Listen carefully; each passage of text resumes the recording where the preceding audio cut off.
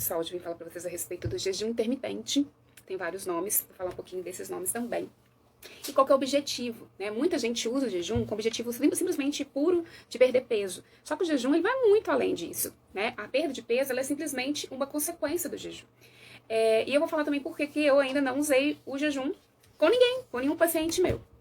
Bom, primeiro eu acho que para a gente chegar numa estratégia como o jejum, a gente precisa alcançar uma certa educação, um certo conhecimento sobre a alimentação, sobre o que é cada grupo de alimento, o que cada grupo fornece, qual é a quantidade mais ou menos que eu deveria consumir para me manter saudável, né? Então, assim, é importante, né, meu amor? É importante que a gente saiba todos esses conceitos antes de assumir o jejum, porque o jejum, ele vai otimizar demais o nosso organismo, otimizar, né, as nossas células, o funcionamento dessas células. E para que eu otimize, eu preciso ter os nutrientes necessários para essa otimização.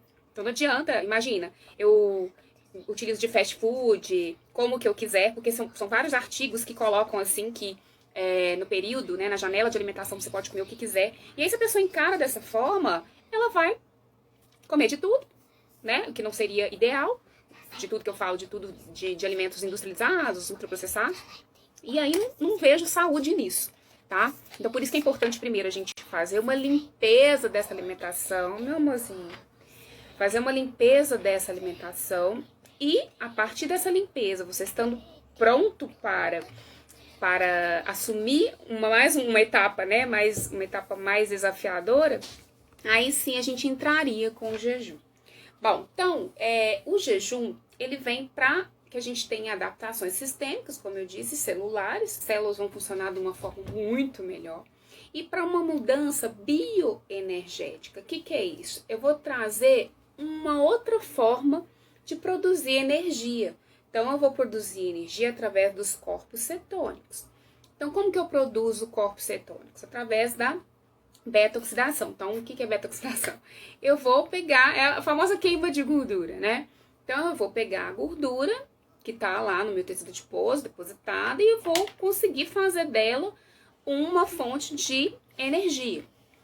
Só que o nosso organismo, a maioria das pessoas, está muito adaptada a utilizar a glicose, então o açúcar, né, que vem dos alimentos, se transforma em glicose na nossa corrente sanguínea, e aí nos traz a fonte energética, né? Entra lá nas mitocôndrias e nos fornecem os ATPs, as moedas de ATPs, que são as moedas de energia, assim que a gente aprende na biologia, né? Lá na escola, as moedas de ATP. Então, muita gente está adaptada a utilizar a glicose como fonte energética. E aí vem o jejum para poder fazer com que a gente tenha uma otimização da utilização de outras fontes de energia.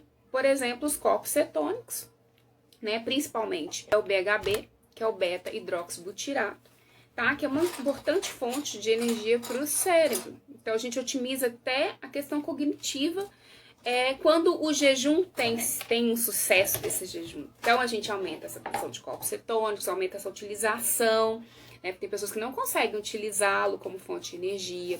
A gente aumenta as mitocôndrias, então a gente tem o que a gente chama de biogênese mitocondrial. As mitocôndrias, quanto mais mitocôndrias eu tenho, mais produção de energia eu tenho, mais meu metabolismo funciona. Então eu aumento minha resistência ao estresse. É por isso que um dos motivos da gente pensar muito bem antes de fazer o jejum é avaliar se eu estou no momento legal da minha vida, se eu estou tranquilo, se eu estou satisfeito, né, com a vida que eu estou levando. Por quê? Se eu já estou passando por um momento de estresse, o jejum, ele vem como uma fonte de estresse para o nosso organismo. Então, se eu colocar os dois juntos, aí a questão pode ter um resultado ruim. Então, o que acontece? Eu vou ter uma superposição de estresse. E aí, eu vou estar sobrecarregando esse meu organismo. Então, a gente tem um aumento da defesa antioxidante, a gente tem aumento da autofagia. O que é autofagia? Quando as células que estão já mais antigas, que não funcionam direito, assim, então o corpo elimina essas células. E aí eu diminuo também as incidências de câncer, por exemplo, que é uma doença né, que vem muito dessa questão de células que não estão funcionando corretamente. Então, reparo do DNA também, pensando em doenças como o câncer, né, que a gente tem algumas disfunções do DNA. Eu diminuo a insulina, eu diminuo o mTOR, eu diminuo síntese proteica, isso durante o jejum. Então, por que é importante a gente ter as fases do jejum e as fases da recuperação desse jejum? Porque é interessante também, às vezes, ter insulina, ter mTOR, ter síntese proteica. Isso é importante também para o nosso organismo. Então, por isso que o jejum ele tem momentos de serem feitos e tem um momento de você recuperar-se desse jejum, tá? Então, qual que é o resultado do jejum? É ter uma resistência mesmo das minhas células e órgãos, principalmente se eu tiver uma fase de estresse, né? Passar por uma outra fase de estresse, e eu tendo passado por esses jejuns, tendo preparado meu organismo, eu vou encarar melhor essa fase de estresse, tá?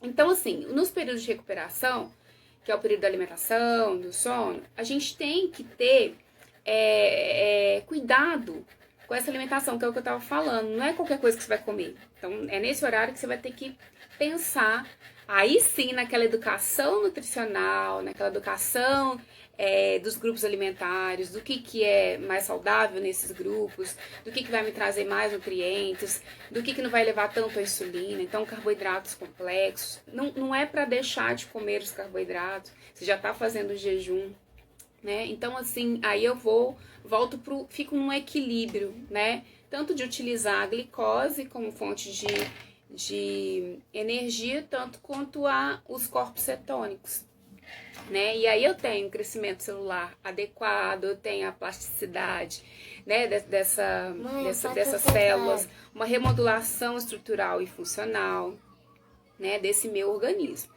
Então, assim, a longo prazo, o que o jejum vai trazer para mim? Então, ele vai aumentar a sensibilidade à insulina. Então, eu vou ter a adaptação mesmo, né? Então, eu consigo utilizar melhor, produzir menos insulina para poder utilizar melhor essa glicose que está na corrente sanguínea. O que acontece muito, a gente tem uma produção excessiva de insulina, porque a gente faz picos glicêmicos durante o dia, come carboidratos, né, que rapidamente se liberam glicose na corrente sanguínea, e a gente faz esses picos glicêmicos. E aí, cada vez mais, eu tenho que produzir mais insulina.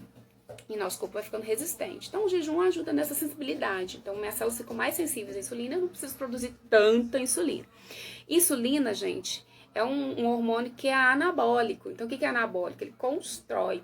Então, se ele constrói, se eu tiver com glicose em excesso, eu vou fazer tecido adiposo, né? Então, assim, eu posso ter melhora da frequência cardíaca, melhora do metabolismo lipídico, porque durante o jejum eu consigo utilizar esse lipídio, então eu acabo reduzindo também colesterol.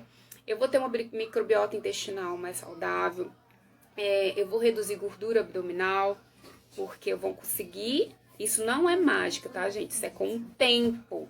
Não é você vai fazer em um mês de jejum e vai reduzir todo o seu tecido adiposo, sua gordura abdominal. Não é assim, né? Isso é com as adaptações. E tem uma forma certa de fazer. E aí também eu vou reduzir as inflamações, vou reduzir pressão arterial. Então, assim, você aumenta a resiliência do seu corpo. E aí a gente reduz a incidência de doenças. Então, o jejum é para isso, é para você ter uma longevidade, para você ser mais saudável, não simplesmente para você perder seu peso, tá? O jejum é mais uma estratégia e não é a primeira que eu usaria para perda de peso, tá bom? Porque eu acho que o jejum é para pessoas que estão muito avançadas na educação nutricional, nas mudanças de hábitos. Então, é importante pensar assim, que jejum intermitente ele é para sua saúde, para saúde do seu corpo em geral e sua longevidade. E o emagrecimento seria uma consequência. Bom, então agora eu vou falar um pouquinho dos tipos de jejum. Então a gente tem o Time Restricted Feeding, que é o jejum mais conhecido, que é feito por janelas. Então a alimentação ela é feita por janelas. Então a gente tem as janelas de 10 horas de alimentação. Então eu vou ter 14 horas de jejum. Eu tenho a janela de 8 horas de alimentação e aí eu vou ter 16 horas de jejum. E tem as 6 horas de janela de alimentação e aí a gente faz 18 horas de jejum. Tem gente que já vai nas 18 horas de jejum. E o que acontece? Tudo é uma adaptação. Então a gente sempre tem que começar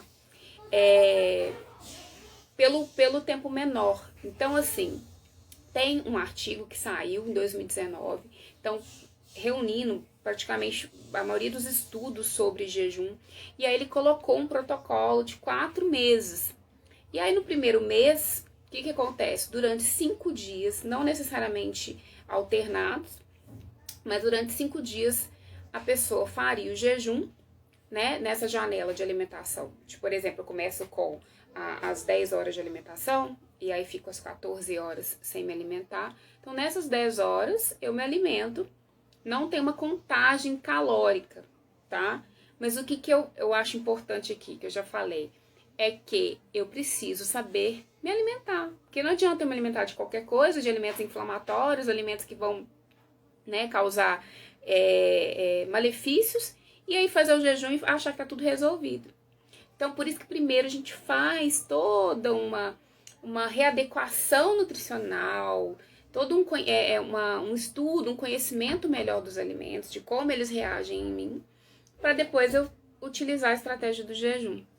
Então, aí no primeiro mês a pessoa faz assim, essas 10 horas de alimentação, depois ela faz as 8 horas, né, 5 dias, depois 6, e no quarto mês ela faria 7 dias de 6 horas de alimentação. E aí, provavelmente ela chegaria nessa cetoadaptação. Então, gente, isso é para vocês entenderem que não é um protocolo simples. Claro, é simples falar, não, você vai ficar sem comer. Né? Tem todo um processo que você faz antes. E é muito importante esse monitoramento. Então, nunca fazer isso sozinho, né? É sempre interessante ter uma outra pessoa para te monitorar e ver se você está acertando, né? Então, assim, monitorar através do diário alimentar, porque aí a gente consegue ver se tem deficiência nutricional, se está consumindo todos os grupos que deveria consumir para ter, né, todos os nutrientes que precisa. Avaliar peso, gordura corporal, a glicemia, esses corpos cetônicos. Então, tem um aparelhinho que a gente consegue avaliar, né, se está tendo essa produção correta dos corpos cetônicos. E aí tem estratégias também, né, de suplementação para melhorar isso. E observar os sinais e sintomas, que é o principal. Então, como que eu vou saber que esse jejum está me trazendo resultado legal? Então, a minha performance mental, a minha disposição, né, disposição física, disposição mental, a diminuição do desejo por comida, porque tem pessoas que fazem jejum e ficam loucas querendo comer. E aí, isso eu tô tendo saciedade, porque geralmente quando você tá ceto adaptado, você tá utilizando corpos cetônicos como fonte de energia, então você sente saciedade, você não sente fome. Então, por isso que é importante a gente observar isso, tá? As outras formas de jejum seriam o jejum calórico, que a gente fala, que é você reduz, né, durante 2, 3 dias da semana, você reduz as calorias, então para 1.000, depois você vai, né, você tá adaptando, vai para 750, depois para 500, durante esses 2 ou 3 dias, não todos os dias, tá? Porque senão você vai entrar numa deficiência nutricional. E aí, eu não acho interessante por conta da contagem de calorias, né? Porque contar calorias já é muito obsoleto. A gente tem que contar qualidade nutricional, contar com a escolha do melhor alimento possível para o nosso corpo, tá? Então, acho que era isso que eu queria colocar para vocês. Por que eu não utilizo o jejum? Porque eu ainda não tive nenhum paciente que chegou nesse ponto.